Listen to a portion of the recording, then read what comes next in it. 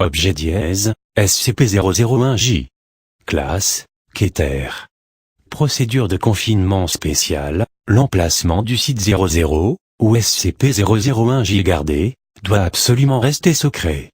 À cette fin, le site 00 est entièrement gardé par un système de défense automatisé et n'a aucun membre du personnel vivant.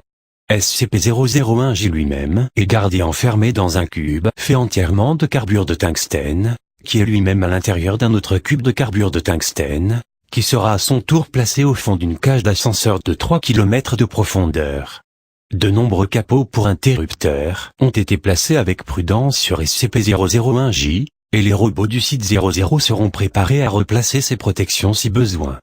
Description: SCP-001-J est un mécanisme d'autodestruction que les scientifiques pensent assez puissant pour détruire la réalité elle-même, consistant en un bouton rouge circulaire installé sur un boîtier en métal. Le mécanisme par lequel SCP-001-J opère n'est pas entièrement compris. SCP-001-J entraîne une légère compulsion psychique envers tous les êtres qui le voient ou qui entendent sa description, les incitant à essayer de le pousser. Histoire: SCP-001-J a été originellement découvert par le président, données supprimées, dans un ascenseur pour voiture. À cette époque, SCP-001-J ressemblait exactement à sa version actuelle, si ce n'est l'ajout d'une note disant si vous appuyez sur ce bouton, vous détruirez tout.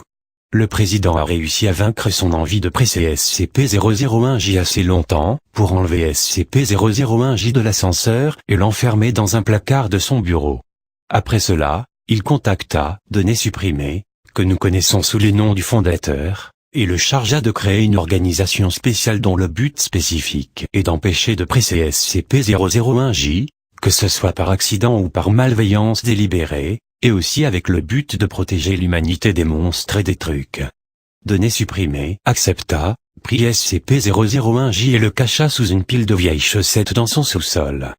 Données supprimées, passa le restant de sa vie assis sur son porche, usant d'un fusil de chasse pour repousser les scélérats de sa pelouse, qui étaient suspectés d'être des sympathisants de SCP-001-J.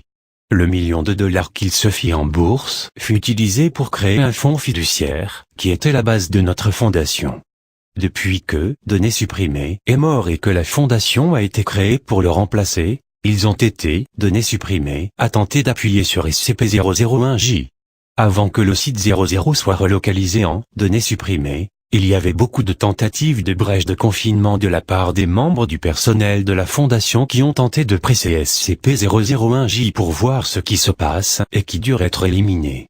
Il y a aussi eu de nombreuses tentatives de la part des ennemis de la Fondation pour retrouver SCP-001-J, plus particulièrement l'ordre sacré des pousseurs de boutons, qui a juré de ne jamais s'arrêter pour s'emparer et presser SCP-001-J. Addendum 1. Pour ma part, je pense qu'il est absurde que nous en sachions si peu sur ce SCP, bien que nous lui devions la création de notre organisation, et laisser une ridicule peur d'annihiler l'existence nous empêcher d'étudier SCP-001-J.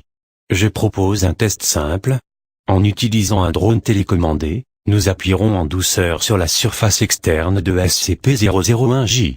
Si mes calculs sont corrects, seule une infime portion de la réalité sera détruite, et la probabilité que nous fassions partie de cette portion est astronomiquement faible. Dr Blarg. Addendum 2, refusé. Allez immédiatement vous présenter aux soins psychiatriques. Au 5- données supprimées. Addendum 3, récemment. Plusieurs instances ressemblant en apparence à SCP-001-J sont apparues sur Internet et ailleurs.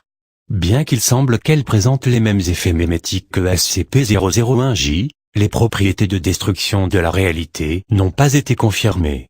Des recherches sur la possibilité d'utiliser ces dispositifs comme mesure préventive contre les gens appuyant sur SCP-001-J ont été annulées à cause du nombre de chercheurs qui commençaient à pousser les boutons et qui refusaient de s'arrêter.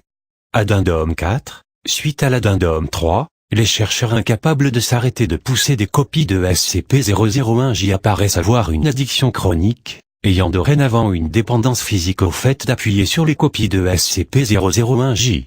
L'affection a été reconnue à l'hôpital de données supprimées en données supprimées, pour la surveillance de la Fondation. De futures recherches sont recommandées, mais la manière dont celles-ci devront être conduites fera l'objet de futures